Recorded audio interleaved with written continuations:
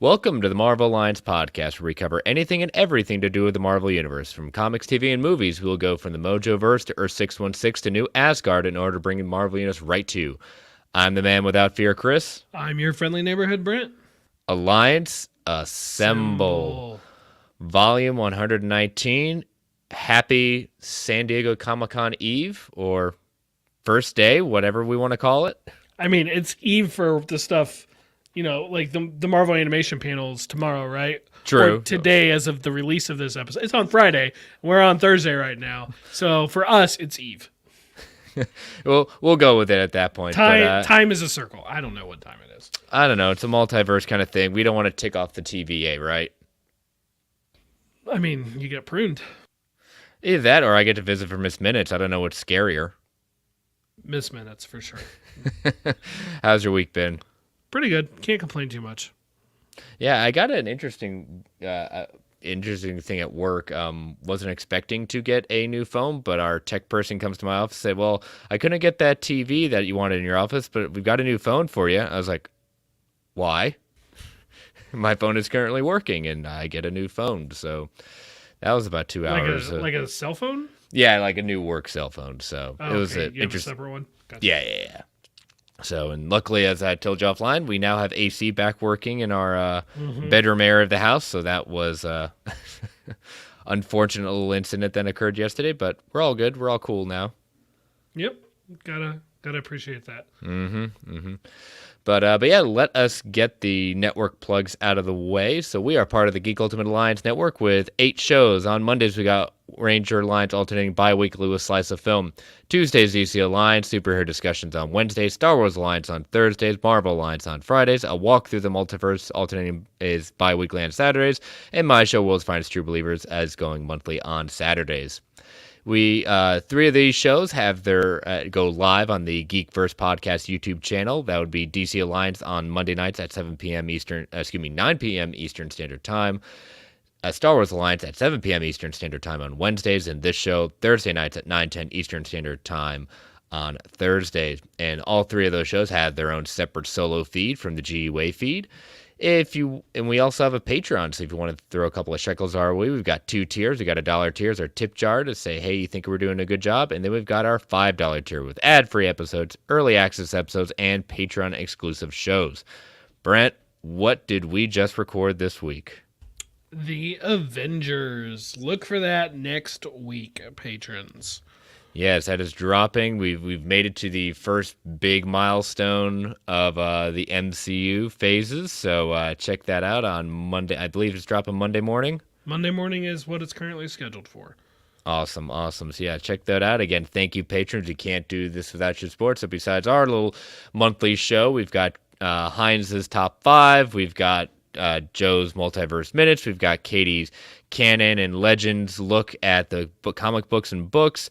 And then eventually Clay and Snell would finish out Batman 89. And also Clay's got his for the first time looking at going through the Game of Thrones series. So a lot of good stuff coming at you with that. And also I did not mean to forget this, Heinz and Joe looking at the DC version of all the movies that they can watch, taking a tip of the hat to us, right? I mean, it's all right. I'll let this go. Never mind. I'm just going to be quiet. Well, I'm glad they're doing it. It's a good idea. Yes, it's a fun idea. I definitely enjoyed their first episode. So if you can't join us on Patreon, but if you want to, I forgot to give you that web address. You join us at www.patreon.com/GUA network. But if you can't join us on Patreon, totally understand. If you can rate and review us on Apple Podcasts, Spotify, or whatever podcatcher of choice may be. And last but certainly not least, we want to thank our official sponsor, OrganicPriceBooks.com, for your omnibus collected edition and hardcover needs. JP and the crew at OPB have got it going on with immaculate customer service, excellent packaging, ships around the world. Use that code MarvelGUA at checkout for $2 off every single order. The clock is ticking to secure your pre-order for these books right here from Marvel at that point, to lock in that pre-order. Tomorrow, or if you're listening to this today, the new final order cutoff will go live at that point. If I already got a preview of the Marvels, there's at least 5 or 6 new Marvel Omnis that are getting ready, including Nova is going to be in its very first Omni with Richard Rider. So I wonder why that is, Brent. I can't imagine why, but let's just hope. Yes, let's just hope. So, but again, thank you, Organic Prize Books, for being our official sponsor. All right, Brent. Light news week, but as we said, it is SDCC time. We've got the Marvel Animated and the Marvel Live panel going on Friday and Saturday, respectively. Oh, but with that, we've got our programming note. Again, a reminder: Marvel Alliance will be going live Saturday night at 9 p.m. Eastern Standard Time, and we will be joined in a big crossover with the crew from Geekverse, going over all the big news coming from the Marvel panels, talking about hopefully some good trailers, some stuff maybe that we can go live with and maybe release trailer instead of reading what a trailer is going to be about. I won't read those. Something is going to get released, like some sort of footage. It may just be She-Hulk, but you know what? I'll take it. Just some footage, some news. Trailer recaps are boring. Show me the actual footage. But the con recaps, the panel recaps, those I will be very excited to read. Yeah, it'll be good. So again, this Saturday, join us live, and that audio will drop on our feed on Sunday morning. So we hope you check that out. All right, so Brent, with these lovely panels at that point, accurately, you have some predictions at that point. But since some of my predictions are going to line up with yours, we're just going to go in looking at your predictions for as you said, SDCC, and kind of a preview for maybe D23 as well, since we've gotten some conflicting reports. I'll explain why I did that when we get there. Well, let's hit our news first. Oh, you want to hit the news first? Okay, we can do that. I mean, you know what? No, never mind. I was just looking at the show notes wrong. I thought we were doing the news first. So, okay, we'll do it now. Basically, there's no way to know with how close San Diego and D23 are that we... SBubs, we'll get to that. There's no way to know like which they're going to drop at which one. So I decided I'm not going to play the game of just San Diego things, because like you could have the right prediction in the wrong format or the wrong venue. So these are really San Diego or D23. Okay, so Saturday night when we're with the Geekverse guys, like some of these may be currently wrong, but then right come September. So first one, I think it's a lock for San Diego Comic-Con. Captain America, and these are just ones I've come up with. I've missed a couple obvious things upon further reflection, but I spent 20 minutes or so on these, whatever. Captain America 4 will be formally announced. Bonus points if it's Captain America Serpent Society for some interesting Marvel history there. I would say yes. I mean, we've gotten some very conflicting reports of how much they're going to be talking about today. But the way on Saturday, but Feige kind of made it sound like I could definitely see them kind of talking about some of the Phase movies and maybe giving a little preview about what the rest of Phase 4, if not the moving on to Phase 5, is going to be. So I could see that. It's an easy kind of statement.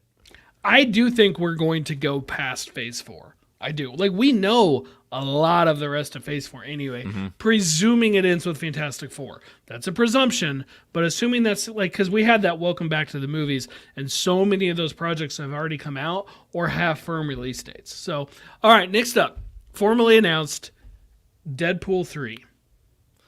I would say very much yes. I feel even stronger about that with what happened today. Yeah. What did happen today, Brent? Well, we got news that the Deadpool movies and Logan are coming to Disney Plus tomorrow, right? And so I'm excited for that. All good movies, all great movies. Those Deadpool movies are a treasure and should be treated as such.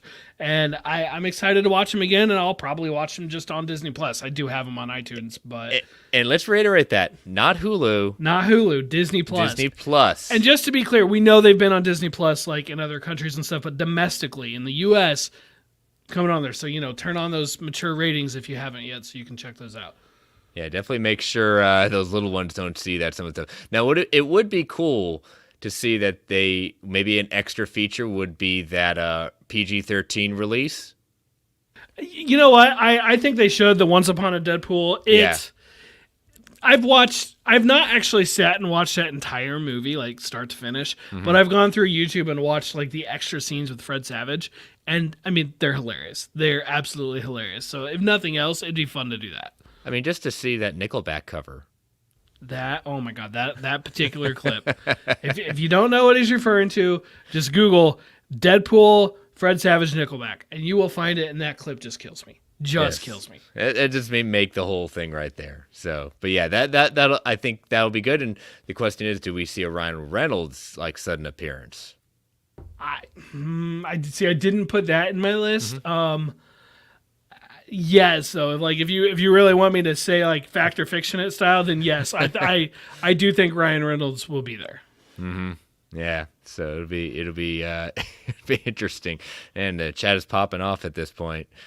You got Fanboy Clay saying, "Can't you choose different versions of the movie, but also the Savage and the trouble he has been in?" I don't think they will. Yeah, it's true. Fair point. Fair point. Good point. I did kind of forget about that. Or SPub saying, "Or combine the scenes into a new Marvel one shot." I would dig it. Yep. Next one. Those first three, like I'm between the two, I'm pretty confident on. We know those are in active development. But those first couple, I mean, we know. But this next one, less so. Blade. Like we know it's in development, but I think an actual Blade movie is going to get announced. I thought they did announce that. They announced Ali was playing Blade. Oh, okay. He had a Blade hat, but they've let's put it this way: they've never put up the title card anywhere.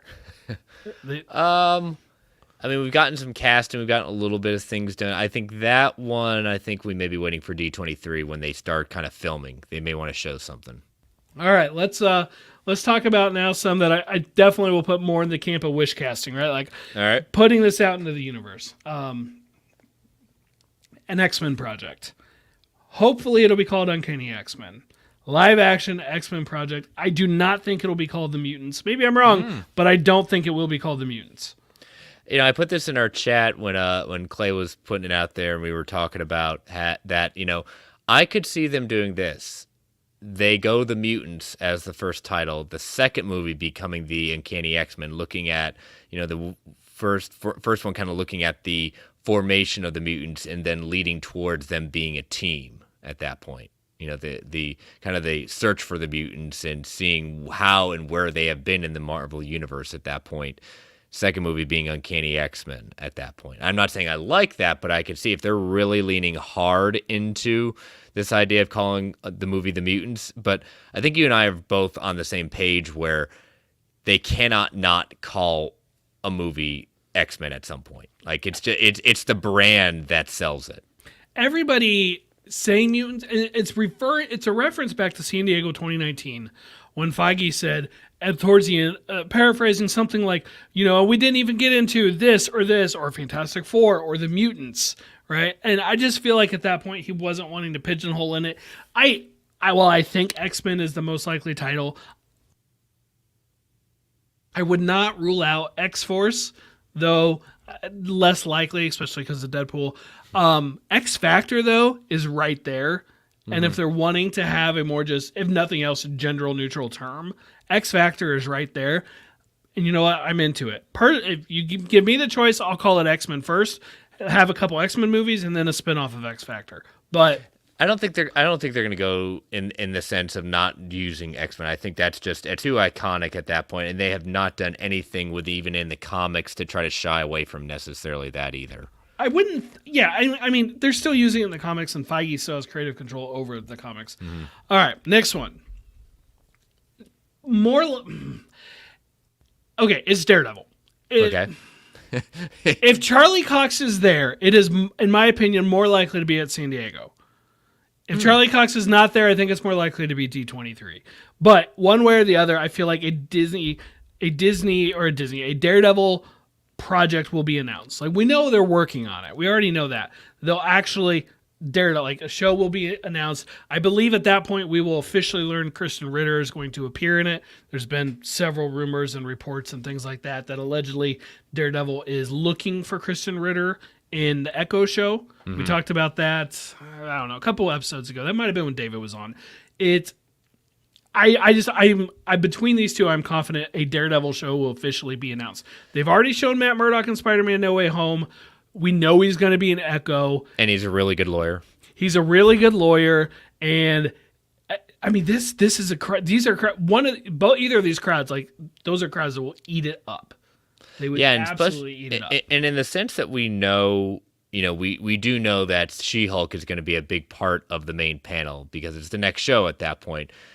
I really hope whatever they show, they do not give away the rumored possible cameo of Charlie Cox in that one. I think that would be a nice thing that they could save and not put in there. But I'm more of, I think D23 will be where we get that. I don't see it there.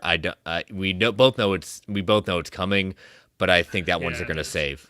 Yeah, and I think it all depends on if they have Charlie Cox come out there or not. Mm-hmm. But if you just bring them out on that Hall H stage, it would be huge, absolutely huge.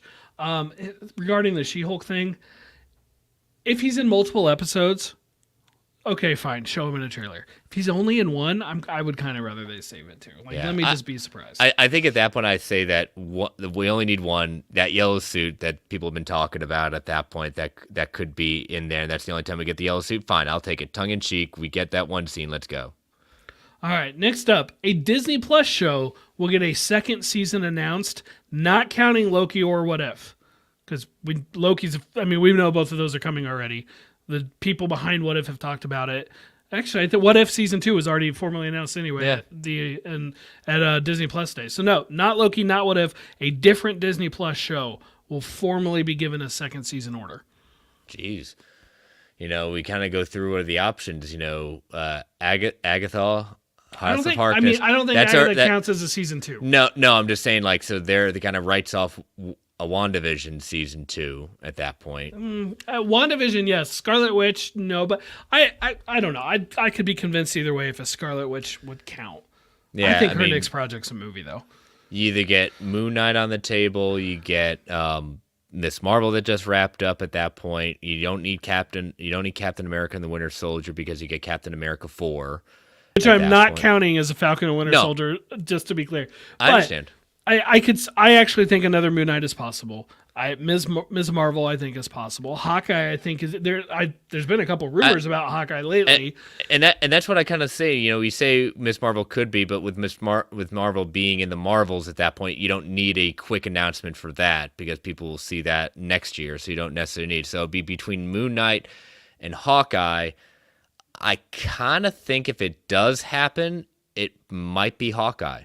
I think that Moon Knight still being recently, you want to jump at it. I would love it. I think between the two, I would love seeing probably.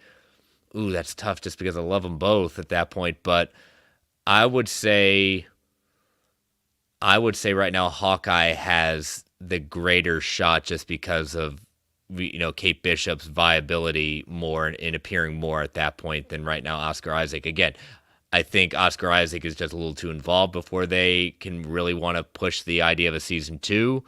I do think a season 2 will happen or Moon Knight reappearing again, despite what Oscar Isaac makes us all want to believe. But I think, Hawkeye season 2, if it's going to happen, that would be it. S-Pub says, if there's not a Hawkeye and Black Widow movie announced, then it's Hawkeye season 2. Yeah, I could see that for sure. And give me the choice between those two. I'll take the movie there because, Kate and Yelena were so great together. I think a Ms. Marvel season 2 is likely. I just feel like it's going to be post the Marvels, which is a year away. So they could announce that next year sometime. Yeah. All right, this next one, I'm putting it out there because there's been so much smoke to this. But it still feels too early. Secret Wars. I think it's too early, but the Russos have been asked about it a ton, and they never say we're not tied. They always give an answer. And a recent one, and forgive me, I don't remember which one of the brothers it was, referred to it as a 2-movie project. So I'm like, you guys are having discussions for sure. So they claim otherwise. They claim otherwise. Of course they do. That's the thing. You can never take that at face value. I think right now I'm with you. It's too early for that. I think they can hint towards things, but I don't think you're gonna. I don't think either at SDCC or D23 we're not seeing Secret Wars formally announced. I just don't see it right now. Okay. Spider-Man freshman year. I think we'll get some concept art at least. Maybe not footage, but I think we'll get some concept art. And I think we'll get a Spider-Man casting announcement since, we pretty much know at this point Tom Holland is not coming back. Yeah, at least for this project. Right. For this project. It's already, there's been reports going around that he's not coming back. I'm brain farting. Who does his voice in What If? Oh man, someone will probably ask Bubs. Will jump at it in the chat before we get a chance to look it up. But we'll jump to that news item now. Yeah, it was basically strong rumors are that Tom Holland will not be doing the voice. Which when I saw that story, I was like, no, I never expected him to do it. Even though they have said when that project was announced, it is going to be canon for the Tom Holland universe at that point. But usually, very typically, I wouldn't expect the star of it to be doing it. Plus, he does not have a formal deal in place, announced deal for him to return for Spider-Man 4 yet. No, he doesn't. And I saw a report the other day that said he's still not back for it, but I'm like, I don't know. Hudson Thames is who I'm finding as the voice actor for What If. Yep. It's not the name I was expecting, but maybe that is right. Yeah, no, that's, according to IMDb, that's it. Has he done Spider-Man other times? I don't know. Regardless, his voice was fine with me. They could just use him, and I'd be perfectly happy. Yeah, I think that's the easy one because people will be familiar with it at that point. All right, here's a big one. Fantastic Four casting announcements. D23, not this one. We're not there yet. I agree with all the people there saying that they've got people in mind or they've got ideas in place. I think the last rumor we saw was that the casting will probably be finishing up this summer and be ready for D23, at least a new director and maybe some of the cast, if not all. I think I would tend to go D23 on this one as well. S-Bubs, at the end of the Marvel panel this year, we didn't even have time to talk about Secret Wars. Funny, but that actually does remind me, maybe it's not too soon for Secret Wars because what became Endgame and then, of course, Infinity War. Infinity was originally Part 1 and Part 2. That was announced in October 2014. Yeah. But they didn't come out till, well, I guess technically April 2018. 3.5 years or whatever. Maybe it's not too soon for Secret Wars to throw up if they want to give us a massive slate reveal again. Yeah, if they're gonna go be like Phase 5 plus at that point, that would be really cool. And then at that point, Secret Wars is definitely on the table. All right, between the two brand new movies that we don't know about being announced. That is, and I don't count Secret Wars in this. Like that I have not mentioned, just two movies that we don't know about. Like no rumors, no nothing. This is completely out of left field. Out of left field. Yeah, I could if we're doing more of the slate, I could see one or two movies being kind of put out there that they were able to keep secret. I'd be amazed these days because we've heard about Nova, we've heard about Blade. Have we heard about Nova? No, I mean like rumors. I just think rumors. Years ago that there was actual Nova talk at this point. Well, now we know they were pursuing it, so at least rumors wise. So I could see one or two movies. I'll buy that. So same thing for Disney Plus shows, at least two. I think it's more likely a D23 thing. I agree. I think it's a D23 thing. I think you and I even talked about, even on our Patreon episode, off the record, that even though now rumors are saying more big announcements are coming from D23, I say a lot of the Disney Plus stuff will be saved for D23, being that it's Disney Plus.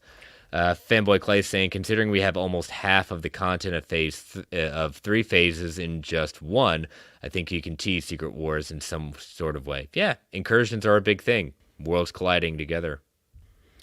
Okay, so for my last of like the things I think will be announced, Werewolf by Midnight official release date. Yes. Which will also be its first official announcement. Yeah, I mean, we've heard basically everything but an official confirmation. We've got our main cast member, and I think we've got a supporting cast member and director. And director at that point. So yeah, I'd say that's an easy one because by the time they do it in September, it's a little too late in D23 to kind of hype it up. I mean, I could see them having a little bit different footage at that time, maybe, but I think. Or having footage at that time. Or just teaser trailer, now. But regardless, Werewolf by Midnight. Okay, speaking of trailers and footage, things that I think are going to be shown that I hope are shown to the public. Black Panther Wakanda Forever teaser release. I think that's happening. I think we get the teaser released. I think they like saving something for Hall H, maybe a scene that we won't get seen, or we'll see someone take out their camera and we'll grab that before we lose it. But I think the best chance is they get some exclusive footage, but something's also released to the public. Basically, with She-Hulk, I think we're getting another final trailer before the show starts in just a few weeks. Final trailer for everyone to poke fun at the CGI again. Or, for them to say, like, look, the CGI has improved, but what is most likely? The CGI has improved, but not enough. Like, it feels like that's the most likely outcome. Mm-hmm. And then for my next three things that I do think footage will be shown, I'm just less confident about publicly, are animated shows What If, X-Men 97, and Marvel Zombies.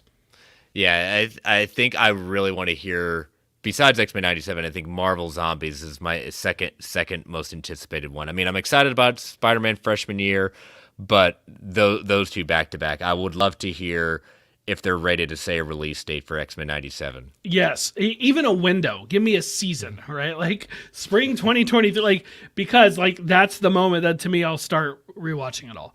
Mm-hmm. And then so that's pretty much all of like the things I've thought of. And there's other projects that are either rumored or we know are happening that I didn't even reference, like something related to Wakanda, something related to the 10 Rings. But these are the ones I came up with initially, so I'm sticking there. And you know what? These don't all have to happen. I mean, some of them will, but they don't all have to happen for it to still be a fun time. So yeah, it's okay if I could miss 90% of these and be happy. It's no big deal.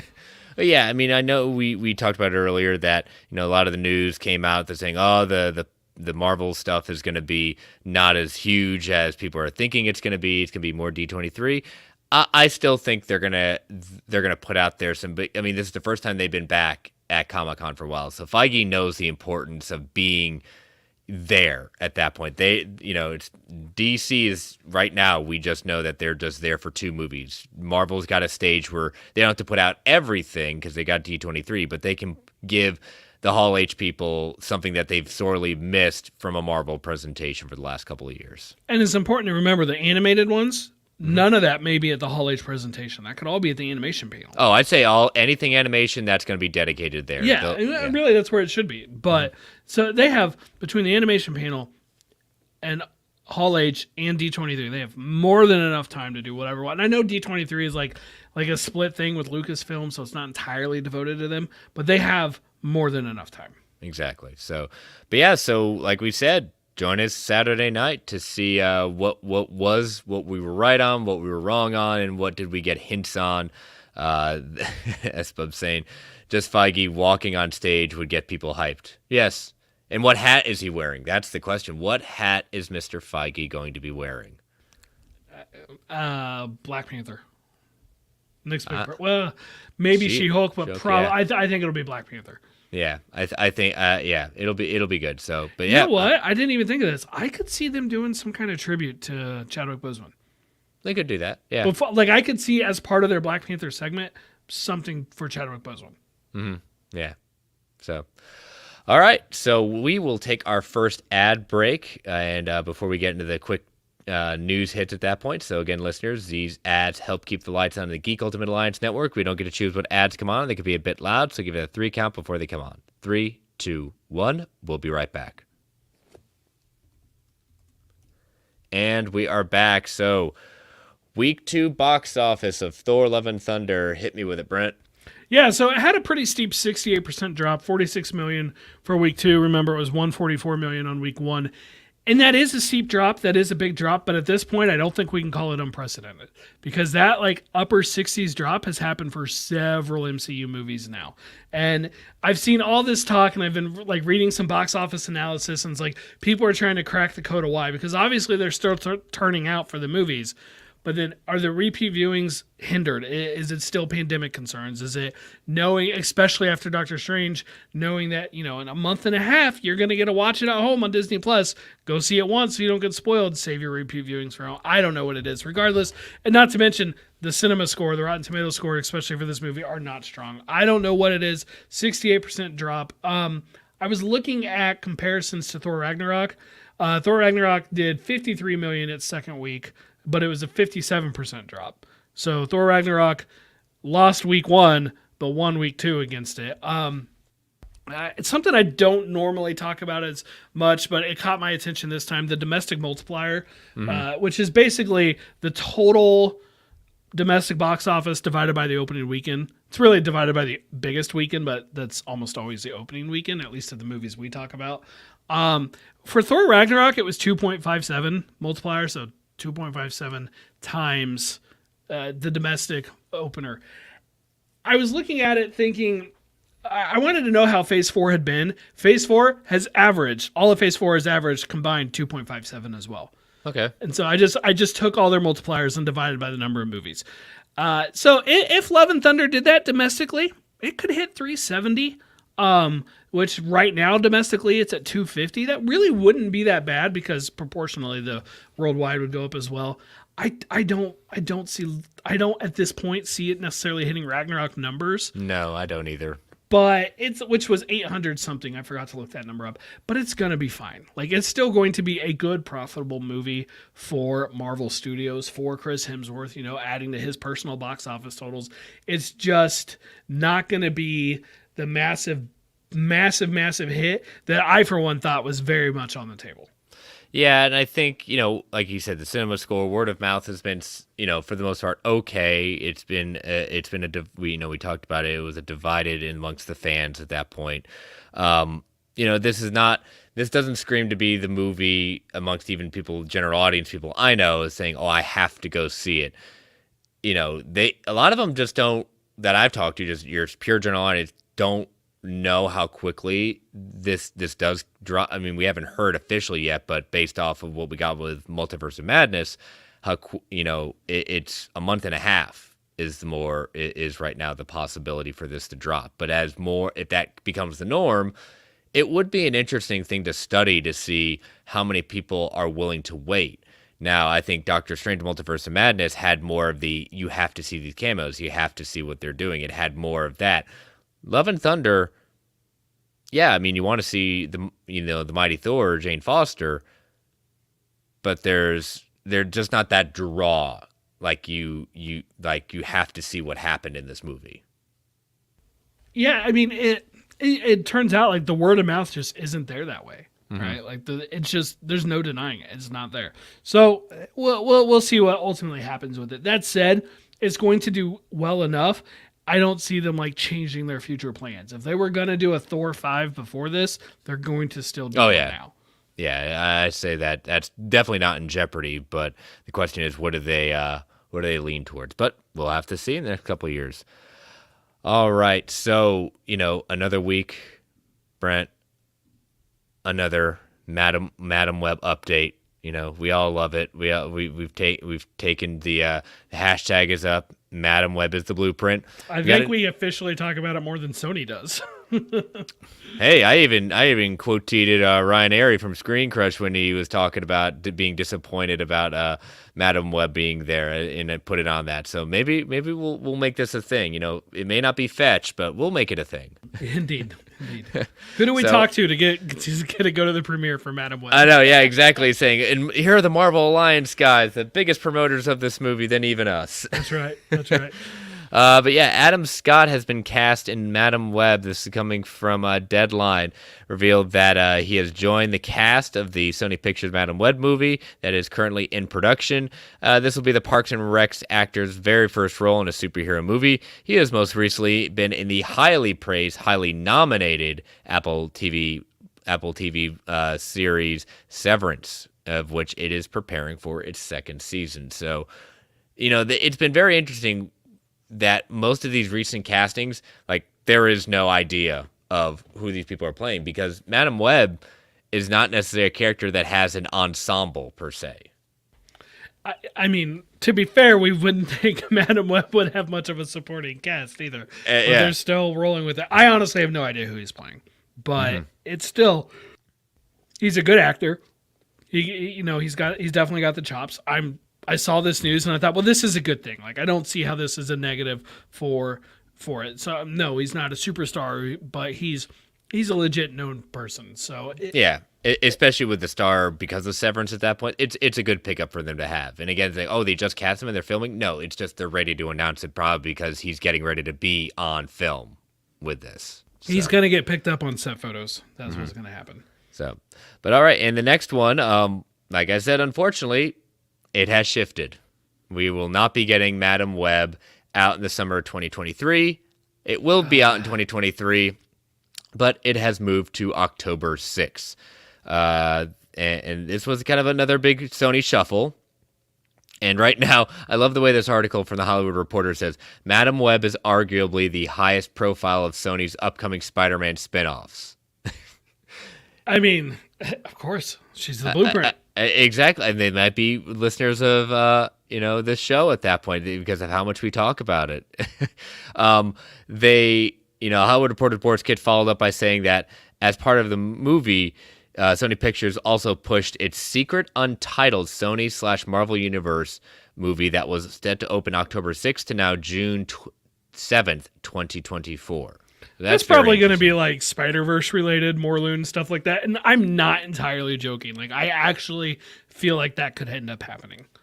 Like a live action you're talking about? Yeah, I do. I mean, Madam Web, you start getting into multiversal characters, someone who can go transfer between dimensions.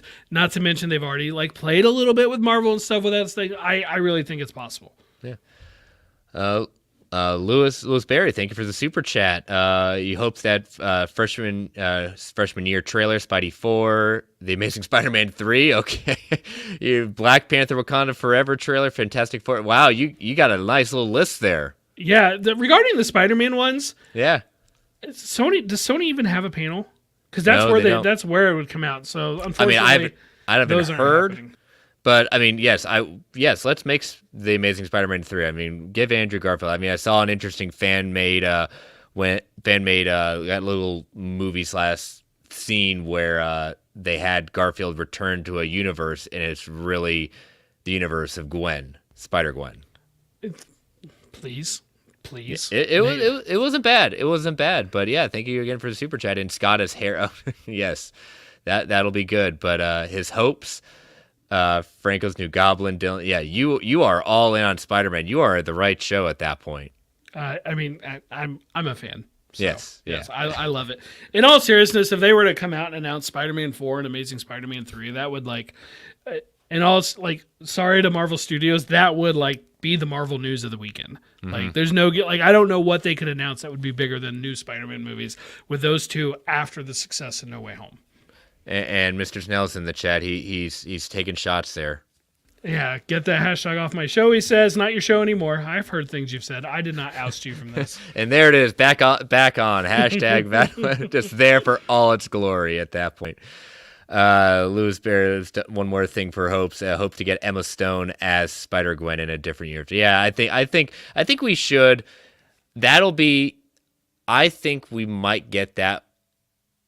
Do you think we get that possibility before or after part 1? After, probably. I would love to know the status with her and Garfield. Do they consider themselves friends at this point? I have no idea what their breakup was like. Was it a horrible breakup? Was do they so much animosity that they just can't stand to be with each other, talk to each other or whatever? Or are they friendly? Are they civil? I would love to know the answer to that because I think that would increase the likelihood. Interviews with Garfield, he does not seem to be the one that is. I mean, she's married now, has a kid. This is not one that he does not strike me as someone to be that jealous and holding on to the past. I mean, I don't think either of them are going to air their dirty laundry in public. No, true, but it's just I'm just reading manner and how he conducts himself in interviews. Not when he's ever asked about that question. It just doesn't put that out there. But let's see. Travis is saying Emma said during The Way Home they were texting about the movie. You're right. I forgot about that. Yes. Yep. Because she jokingly referred to him as a jerk or something for not telling her that he was coming back. Because apparently he didn't even tell her. Well, he was the werewolf. Yeah, he's the werewolf. So good call, Snell. Yeah. So Madam Web again. We already talked about up front the change in Spider-Man. Well, not the change, but the idea that Tom Holland will not be doing the voice at that point. Again, not surprising, but hey, I'm looking forward to seeing. Maybe we might see, some. I say we're going to see something of a little maybe trailer or preview for what that animation style is going to be. That would be pretty awesome. Yep, he's saying, he lied to her about it and text him right back after. Jerk. So, all right, well, that is all the news for this week. Again, very quick at that point because we got a lot of news coming up on Saturday. So, let me change over this banner. Mr. Snow will be happy now. So, I know we had a lot of questions, kind of tied to SDCC, but kind of looking over them, Brandon, is there anyone we did not hit or need to talk about? Let's just go through the questions in the order, and okay. I'll omit stuff if we covered it already. So first up from David, David wants to know what the best instance of changing the source material for the better is in the MCU, such as Kamala Khan's powers. So Kamala Khan's powers were changed. Mm-hmm. He thinks that it's for the better. What do we think is another great one? I'm going to throw out Captain Marvel's origin. Okay. They blew right past the Warbird time, that whole costume. They blew right past whatever in the world happened with her kid that she sort of had, sort of didn't from the future, like that whole confusing storyline. And I think that's all a good thing. I'm still trying to think if I think there's one better than that, but that's the first one that came to my mind. I know that I've been struggling with this question at that point. I kind of like the Ant-Man changes where Hank Pym was Ant-Man, but he really wasn't involved with the Avengers and stuff. Like, that's all Scott. I like it. It's not necessarily a change, but just I like how they adapted it to a modern day is, Tony Stark. It's the time period and things like that. They kind of kept it, but they really focused on really the war profiteering. Mm-hmm. and the effects that has on the world stage. It's not a huge change, but it's definitely a shift, and I like the adaptation in bringing it in and making the modern spin on it. You know what? I'm not going to say this is the best, but I'm going to say I figured out what my favorite one is. Okay. It's Bucky, the Winter Soldier. Okay. They aged him up, so he's less kid sidekick and more friend and partner. Yeah, you're right. And I really appreciate that. Mm-hmm. All right, Fanboy Clay. Let's see. So excluding the fact that you two are both hosts of a Marvel podcast that mandates you watch these movies, will there ever be a point at which you will willingly skip an MCU movie? This is coming out of a conversation that I had in Clay with Eric on Twitter, who said, basically it came up where I mentioned at one point, I don't read all the Marvel comic books that come out. I probably read less than half of them that come out a month. And so there are Marvel stories that are in canon to the comic world that I don't ever touch. And I just let crossover events tell me what they need to tell me if that comes up. Is there ever a chance at which point that we might skip an MCU movie? What do you think? I can't say there's not a chance just because it's a future thing, but I mean, for crying out loud, I saw Venom 2. I'm gonna see Kraven the Hunter because those aren't MCU technically. No, but I'm just bringing out a point. Like I see movies the bar is low. The bar is low. I saw Morbin Time. All right, it's these movies are just fun for me, and I'll either really feel like I wasted $12 or I'll enjoy it. But I don't know if right now I can't say there won't there. I'd say there's a non-zero chance right now. There was a time I would have said, no, I'll watch them all. I'm not going to say that, though. Because I once thought the same thing about the DCCW. And then there was at least to me, a massive, massive dip in quality. Even among existing shows like The Flash, which I think started so strong, went off a cliff. I have not seen season 8. I've heard it got better, but season 6 and 7 were pretty much garbage. I said it. Yeah. If something like that were to happen, then maybe. But I think I would feel it first on the TV shows because a 6-episode or 9-episode TV show is a lot bigger commitment than a 2 or 2.5 hour movie. And so I'm more likely, if I were to start skipping an MCU thing, it's more likely to happen on the TV shows first. That said, we're not there right now. I will still get up at 4 a.m. and happily watch this stuff before I go to work on the days they release. And yes, I intend to do that with the Baby Groot show. I don't want to be spoiled for anything. They've got the Marvel Studios logo on it. I don't want to be spoiled. Well, they've slightly. I saw one spoiler out there of someone that's officially in there. So, but I didn't see it, and I don't want good. to. No. That's why I'm being very vague about it at that point. But yeah, right now I'm. You're right. The streaming shows possibly, but right now the CGI issues are not enough for me to start getting worried that I'm gonna see a problem, because that I agree is a problem, but the story and the characters are what I come and show up for. And right now I've been enjoying it. And S-Bubs, again, taking kind of we keep on hitting on Sony. It's Marvel. I'll watch it. That's why I'll be there opening weekend for it. Opening night. We'll be there. I do think, though, that as much as I love getting all the content, they probably need to slow down a little. Yeah. And I get the backlog and like they're wanting to use it and stuff and get to the other projects they have, but I'm like, I do think they need to slow it down a little. I was trying to look. They have, 10, 12 projects in Phase 4 already. And the first one of those came out in January of 2021 with WandaVision. So I'm like, we're a little over a year and a half in, and we already have like 2 phases worth of stuff back from Infinity Saga phases. So I'm like, I love it. I do think they need to slow it down just a little. And if nothing else, not even the CGI side, I mean, sure, help that out too, but just give people a little bit of time to rest, because I do know this, and this happened to me with Arrow and stuff. I don't know the shows as well as I could. Like, if there was 1 or 2 less shows, I probably would have watched the ones that were out more.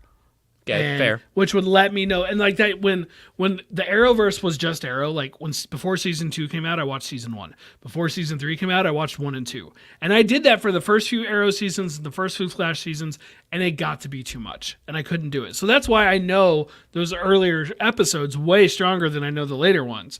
And I know, like, we're doing our watch for Patreon. It's like, I know these movies so much more than I know others. And part of it is because I've had time to do that, do those rewatches and stuff. So like, no, I've only seen Shang-Chi once since it came home on Disney Plus. And I saw it 3 times in the theaters, I think. 3, 2, 3, I don't know, something like that. But I don't know. I kind of feel like they need to just slow down a little. I agree with you. Again, people say like burnout and stuff like that, but what I know is coming out next year for Disney There's Plus. Still so much. I'm more excited. Again, hindsight's 2020. I was kind of excited about this one, but there wasn't as much that was like saying I am more jazzed about next year's Disney Plus offerings. Just the potential. All that said, I'm not going to pretend that I wasn't thrilled and won't be in the future again when I got like a Loki on a Wednesday and Black Widow on Thursday. Or when I saw Shang-Chi, because I saw it early, I saw it on a Wednesday. So I had What If that morning and I had Shang-Chi that night. What a day. Like, I love that stuff. It's just, they do need to slow it down a little. As you sent the TikTok to me with Tommy Lee Jones saying, "I'm tired. I need a break." Yes. Brent and I, we love the content, things like that, but sometimes it's nice, like an episode like this, to have a little breather, to have a little having tossing the fun ball around. Yesterday, my alarm for 4:00 went off. Oh, no. I forgot to turn it off. I was like, I don't have to get up yet, and I went back to sleep. All right. You could have turned on a random episode just to make you feel useful. I could have. So Clay had a few San Diego predictions. He specifically said San Diego. I'm going to mix up the order they are in this. Okay. New Mutants project announcement. I feel like we covered that with the X-Men. Yep. 10 Rings project announcement. To me, that feels more... We forgot about that. Well, I mentioned it as a possible, but I think that's more D23. Yeah. But we know they're doing something with it. Okay, this one. He sent this one. He wrote this one first, but it made me laugh the most. Out of the ballpark prediction, Cavill walks on the Marvel stage and is announced as a new Phase 4 or 5 hero or villain. Oh my gosh. The absolute crap storm that would happen if the deadline rumor was partially true and Henry Cavill was in San Diego, but it was just to go to a Marvel panel. Oh my God, it would be hilarious. That said, I'd be happy if he joined the Marvel Cinematic Universe. The baggage that would come with it, I don't know about that.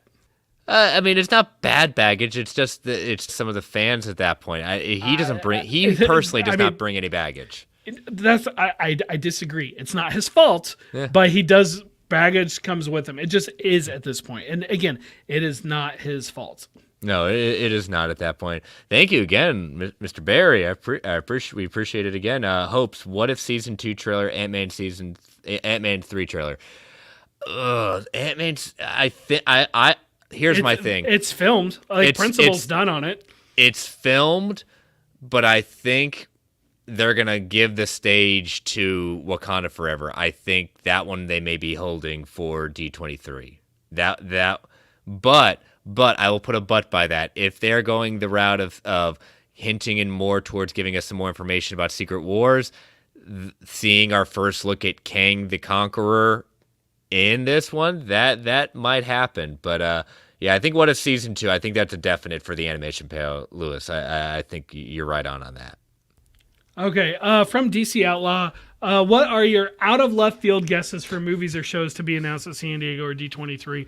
And I'm going to go ahead and cherry pick one of Snell's questions because he asked for our most realistic or unrealistic predictions. I think realistic we covered. Unrealistic and out of left field guesses feels like the same to me. Call those Cool Ranch predictions. Cool Ranch. Out of left field, the wild stuff. Okay, out of left field, Annihilation. Yeah. They have not, I don't think they've done anything to set that up yet. They've only got the Guardians. Like, that's all that's out there. So fine. You want something crazy? Annihilation. Specifically with Richard Rider Nova. You want to get nuts? Let's get nuts. Wolverine Disney Plus series. Logan's backstory. Let's go. I like it. Yeah. Lou's giving us another super chat saying, I also hope for Volume 3. I think Marvel's in D23. Yep. I think we're at least guaranteed 3 seasons for What If. We can go on forever with that. Footage for the Marvels. Same thing as Ant-Man and the Wasp: Quantumania. It's done. Like, I think they're doing reshoots, but it's like Principal is for sure done. I don't know. I do like Anthony DC Outlaw's ideas for the all new Wolverine movie with Laura Kinney. To be clear, I want to see Logan in the MCU. I want the costume. Like, we got teased with it in that whatever that one credit scene was, but I want to see the costume.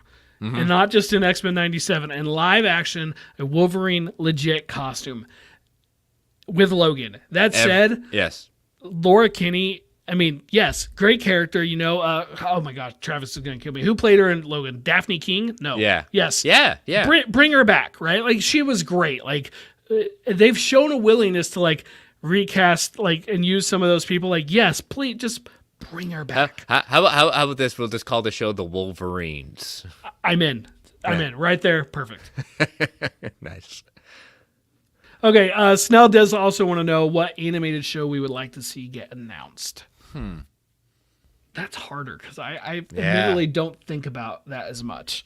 Oh, here we go. I'll no, that won't work. Captain Carter. A Captain Carter dedicated show.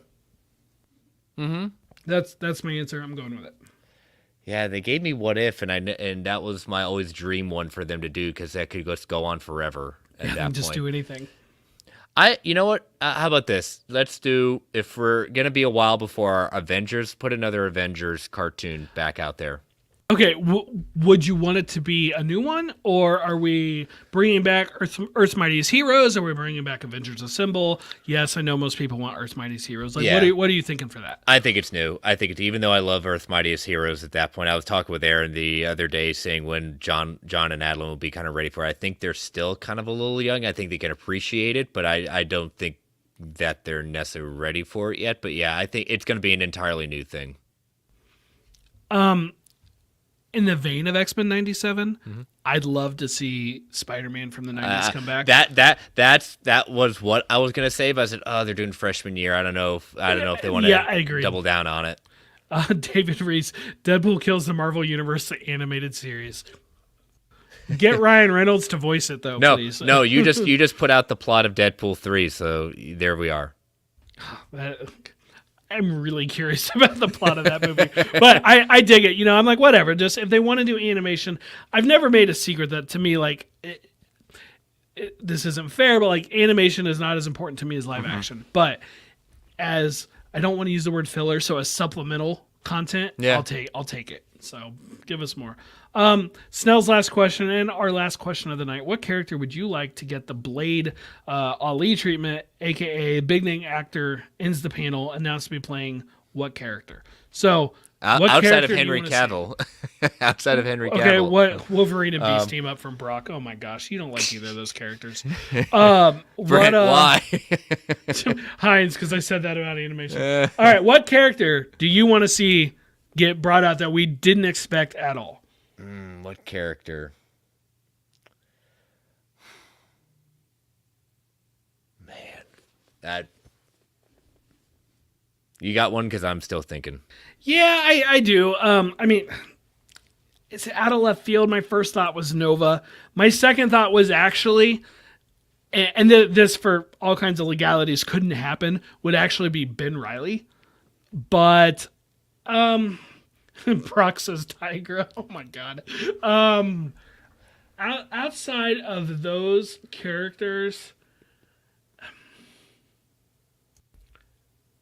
that honestly, I don't like. I'm just gonna stick with Nova, Richard Rider. Like that's feasible at least. I'm kind of like trying to like think of other characters right now. That's like, what are other characters that I would love to see, but we haven't seen that people would also be excited for? Like I could pick someone obscure like Darkhawk or something, but I just don't think people would be into it. Yeah, we've done a lot in the sense like you've got me stumped on that. Again, I don't know. That one you stumped me on.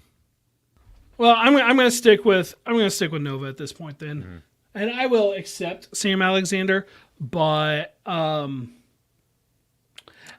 or Jack. Hey, Jackpot. Jackpot. Good Lord. Recent rumors actually, Quake would be interesting. There's been recent rumors. I don't know the sourcing on them. I just know there's talk of Chloe Bennett playing a variant of Quake, and yeah, I'd be into that. So that'd be pretty cool. No, I love the character. I love Chloe Bennett as playing Quake. So that would be cool to see her come back. Many of the members of the Agents of S.H.I.E.L.D. team would be awesome. Yeah, it would, but it'd be her. I mean, yes. Oh yeah. I mean, just imagine if they announced she would be in Secret Invasion. I know she's denied it. Of course, she's denied it. She's always they all deny it. I mean, that's the thing. You can never trust their denials until like the project is out. But yeah, Nova, Quake, something like that. Yeah, go with that. All right, those are all the questions, man. Thank you all for putting those questions out and keeping us on our toes in the chat as well. So, I made a big mistake last week, Brent, and I didn't realize it till after the chat was done. But luckily, we can go as far back as I can, and I didn't even go over David's Factor Fictions he put out when I was out. So we've got 6 Factor Fictions to go over tonight. So I want to make sure to be fair. Go for it. All right. Since number 1, since we have seen Beta Ray Bill's image in Thor Ragnarok, we will see a live action Beta Ray Bill in Thor 5. 63% said fact, 37% said fiction. David, I changed it because of Thor Love and Thunder. We got that confirmed very quickly, so I changed it for the benefit of the actuality of the question. And I am definitely a fact because I love me some Beta Ray Bill. Number 2, the next time we see a member of the Netflix Defenders that's not Daredevil will be before Echo. 43% said fact, 57% said fiction. Yeah, I'm definitely, unfortunately, fiction on that. And number 3, Miss Marvel will play a role in Secret Invasion. 75% said fact, 25% said fiction. I'm going to go fiction on that because I think timeline-wise, I know a little more information that does not add up timeline-wise for when that show is taking place in the timeline. So moving to last week's. There we are. All right. Number 1. We will see Thor return in a crossover MCU project before Thor 5. 90% said fact, 10% said fiction. Number 2. We will see a confirmation of some sort of plan for a live-action X-Men project in the MCU at SDCC. 69% said fact, 31% said fiction. And number 3, the mid/end credit stinger at the end of Black Panther: Wakanda Forever will be a Doctor Doom cameo. 63% said fact, 37% said fiction. All right, Brent. I know we basically had one big factor of fiction at the as our main story tonight. What do you got for year 3? And you teased me that one of these has been your longest in the waiting to put out there. Yeah, that'll be first. How did I not answer Snell's question with John Bernthal as the Punisher walking out? Oh, yeah, geez. I am so disappointed in myself. Yes, I'm disappointed in both of us. Yes. I mean, just absolute failure. Yeah. Okay, so fact or fiction, this has been like one of my ideas I've had that I was going to throw in if I ever felt short on one. And I've decided now is the time. Bucky's next live action appearance will be in a Wakanda-related project. The way they left it at the end of Falcon and Winter Soldier, even though slightly better terms at that point. That's why I think it's more likely. Do I think it's a slam dunk? I don't know. I haven't said yet, but like that is what gave me the idea. Like I've had that almost this long, like since Falcon and Winter Soldier. I'm gonna go fiction on that because I think the idea of a Nomad series with him is more likely. I like the idea. I like the idea. I mean, call it the White Wolf, please, but I like the idea. Okay, but I'll go ahead and say fiction on it as well. It just seems possible, but I mean, Cap 4 is right there. Right? Yeah. So, okay, Loki season 2. In Loki season 2, we will get a flashback to Sylvie running from the TVA as a child. Yeah, I could see that. I'll go fact on that. That seems very plausible. Yeah, I agree on that one. Fact. I know we got a little bit of her backstory, obviously, in the first season, and I think they would just want to expand that. All right. Last one. At least one of the Defenders characters will appear in What If Season 2. At least one of the Defenders characters will... I'm going to say fiction, and the only reason I say that right now is because they have... I don't think we're going to see Charlie Cox, Daredevil, in it. Even though he has been official in canon in MCU as Matt Murdock, I don't see any of them in there yet because really outside of Charlie Cox and Vincent D'Onofrio as Kingpin, I know he's not a Defender, but I just don't. I would count him. You would count him, but I just don't see it right now. I think they're going to wait for a proper introduction before they get the What If opportunity. I agree. Fiction. I specifically put season 2 on there. I think it'll really be season 3. Yeah, I could. Most likely to have it. Yeah, I could see that then. So, all right. Well, I will post those on Sunday afternoon. So make sure to be on the lookout for that. And before we head into Comic Book Club, we're going to take our last ad break for the evening.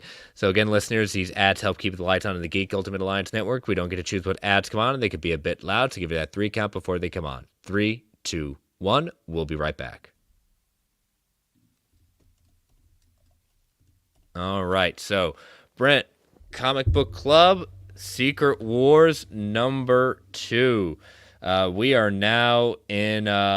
The incursion has happened. Worlds have ended. Worlds have collided. And now we are on what became now affectionately known as Battle World. What did you think of this kind of little bit of kind of a tour of where we're at in Battle World? I love the cover of all the different Thors. And it opens up and we see a young Thor like trying to pick up the hammer for the first time. And then as he does it, kind of expands out and like you really start to realize like, oh, there's a whole bunch of other Thors there. And then there's just that one shot of them all holding their hammers. Like, I love that shot. It's so cool. The whole Thors, and like they had a miniseries and stuff related to them, to Secret World. It's just, to me, a fun concept. They were basically like almost like for Battle World, like a police force. Yeah. And it was just a whole bunch of different Thors from various points in his life. And it just...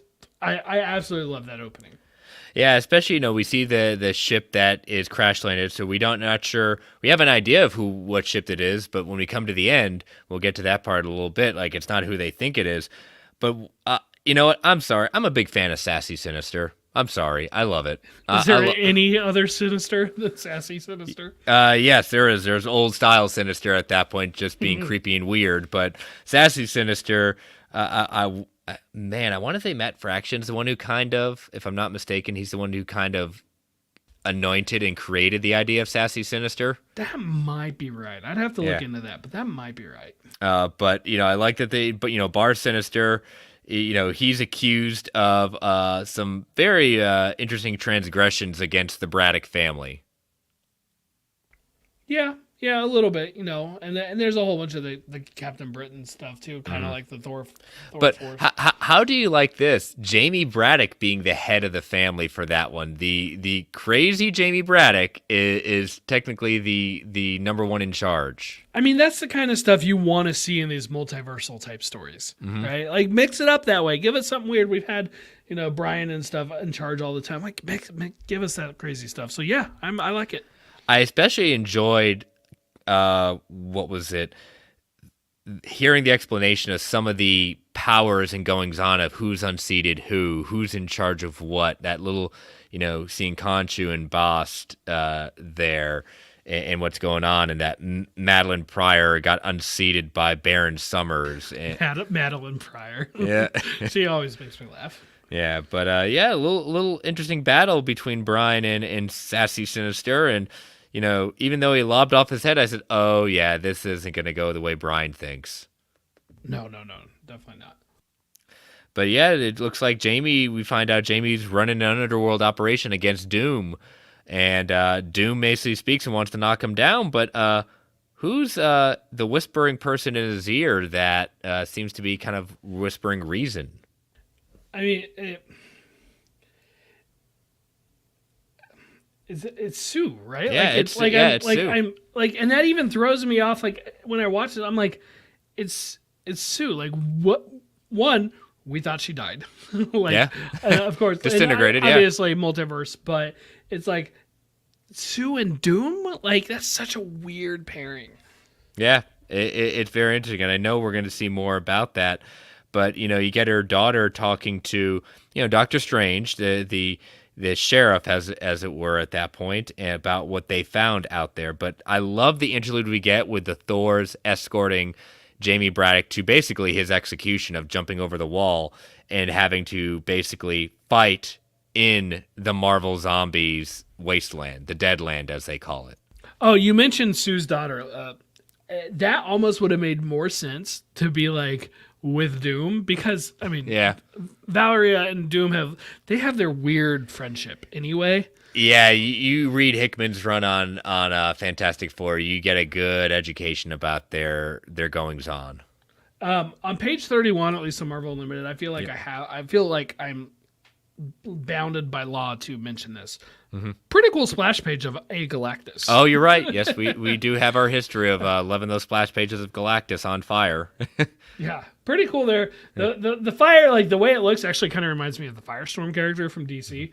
But ultimately, for me, like a highlight of the issue has to be all the Thors. I love Doom's like white armor though. I think that looks really cool. Yeah, and we finally get a look at as they're going to investigate what's in the ship. It's not who we think it is, because basically one of the Thors is taken out.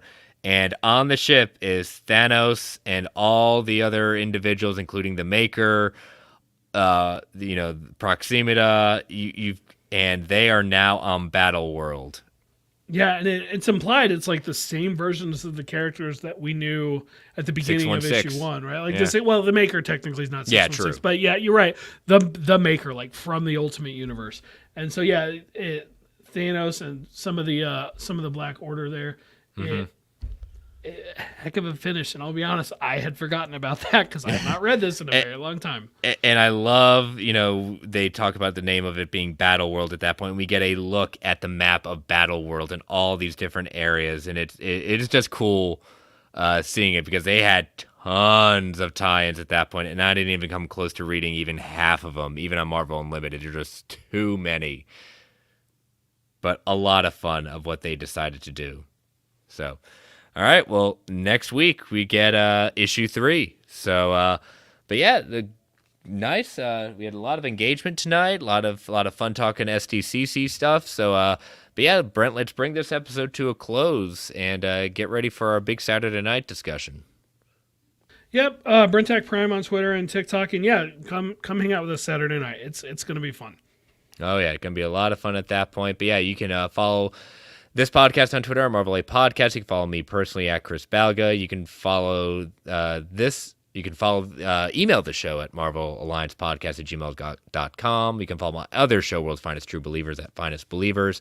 You can follow the Geek Ultimate Alliance Network on Twitter at GUAPod Network. Feel free to tweet, email if you want to provide feedback, ask questions, and continue to rate and review this show on Apple Podcasts, Spotify, whatever platform of choice may be. Thank you all for joining us in the chat. Thank you all for listening, and stay safe out there, everyone. And as Stan the Man would say, Excelsior, true believers. All right, Brent, post-credits discussion. You know, it's a topic you and I have discussed many times on this show.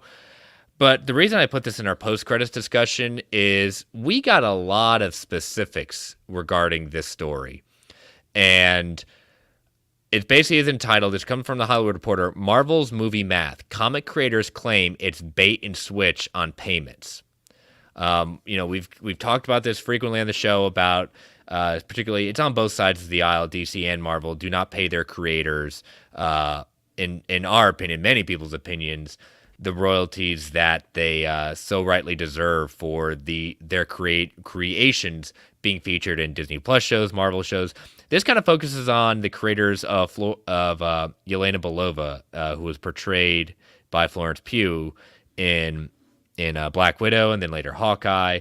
Comic writer Devin Grayson and artist J.G. Jones, who created Yelena back in 1999, were under the impression that they were supposed to receive $25,000 after signing a contract agreeing to compensation for Belova's use. And when the eventual payment came in November, they got $5,000 each. No reason given.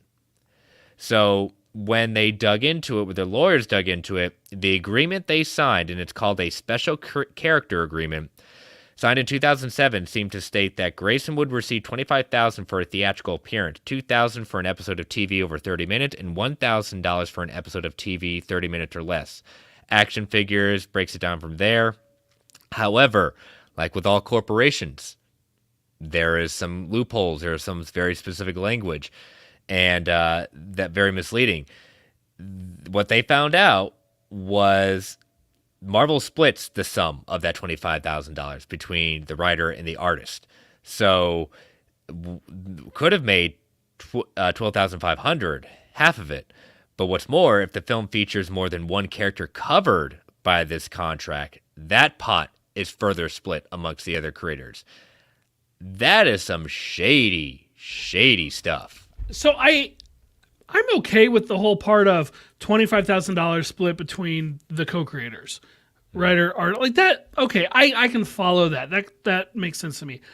I'm still missing the math on how this article specifically mentions the Red Guardian and Black Widow, right? Yeah. So Red Guardian appears in Black Widow, so his creator presumably would get $25,000. Well, Yelena's character, they're talking that $25,000 is basically split amongst anyone who has a special agreement. So that's that one sum, and they're splitting it amongst anyone who's part of that contract. and that's the part where I don't understand, just because it's they're different characters, different contracts. Part of me wants to say they signed a bad deal. Clearly that's a bad deal. Mm-hmm. But even if it is, Marvel, you're screwing them over. You're screwing over your creators on this one. Yeah. The people that you need to keep generating ideas so you can turn them around into movies worth hundreds of millions of dollars, if not billions of dollars. You screwed them over for what is effectively couch change, couch money to Marvel. Not just Disney, but just to Marvel. I don't understand how $25,000 does not go per character based on what this says. Yeah, they said another way they found it shrunk is by classifying some film appearances as "quote-unquote" cameos. According to their sources, if a character appears for less than 15% of screen time, that's considered a cameo, and thus its characters are due less money.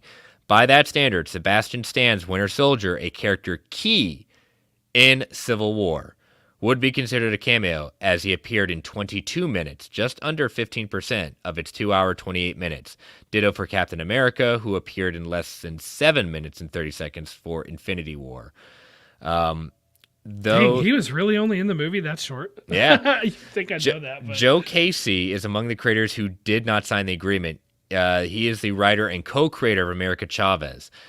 Basically, a lawyer who represents another big name creator had said that it would be better if they don't sign it, and he chose not to sign it. And the current grossing at the time of the article, $954 million grossing Doctor Strange and Multiverse of Madness, has received no payments for her use. And he said, I'd rather speak out in hopes it can gain change in the system. Maybe 5,000 means something to some kid in the early 20s that doesn't have a career. For a lot of us who have been in this business for decades, it comes off as an insult. Yeah, it is an insult. It absolutely is an insult. Yeah, and again, you and I have talked about this, brought this topic up, but it's the first time we've kind of seen that, gone on record about what some of the deals are in place. So I want to amend one thing you said earlier. Like, you said this happens with both Marvel and DC. Sure, it does. Yeah. But like, the Thanos thing still blows my mind. Yes. Because Jim Starlin said, and why would you have any reason not to believe him, that he got paid more money for the KGB Beast appearance in Batman versus Superman than for Thanos in Infinity War. Okay, fair point. Like, we like, to your point, like, how much more? Obviously more, but we don't get a figure for it. If it was a penny more, yeah, how does that make sense? Even if they were like the importance of Thanos to that character in BVS, that character in BVS was a henchman. Yeah. Like, let's be clear, that's all he was. Thanos was like the main villain of the Infinity. Like, that's never made sense to me. I don't understand. You're right. Marvel, you screwed him over on that one. Yeah, you did at that point. And no, giving him a cameo in the movie is not the same thing. Oh, no. I'll take a cameo in the movie. But for the creators, no. Like, they're trying to get paid because it's their job. Well, the other thing is, too, and, the recently passed Neil Adams, this was his livelihood. This is what he did. Yeah. There are famous stories. You listen to, I believe it was even on Fat Man Beyond, at the time, Fat Man on Batman, the interviews that he put out, Neil goes into great detail of how he was one of the big people to push getting the creators of Superman their due at that point. And then in the DC single issues this week, they had a nice tribute to Neil Adams, and one of the quotes, I want to say, I'm almost certain it was from Larry Hama, saying, anyone who has ever gotten any kind of return of original artwork or any kind of payment for their creations owes a debt and should just send a simple thank you to Neil Adams, because this was Neil Adams doing. He pushed this. Was it perfect? Did it obviously get fixed? No. But people like Neil Adams, other people are putting this forward because it is wrong. Like you said, $25,000 is nothing compared to what it is. They are so worried about holding on to these things. But again, without these creators, we don't get movies like this. We don't get this content like this. So again, we've said it before, I'll say it again. Do better. You know what you need to do. You can do better.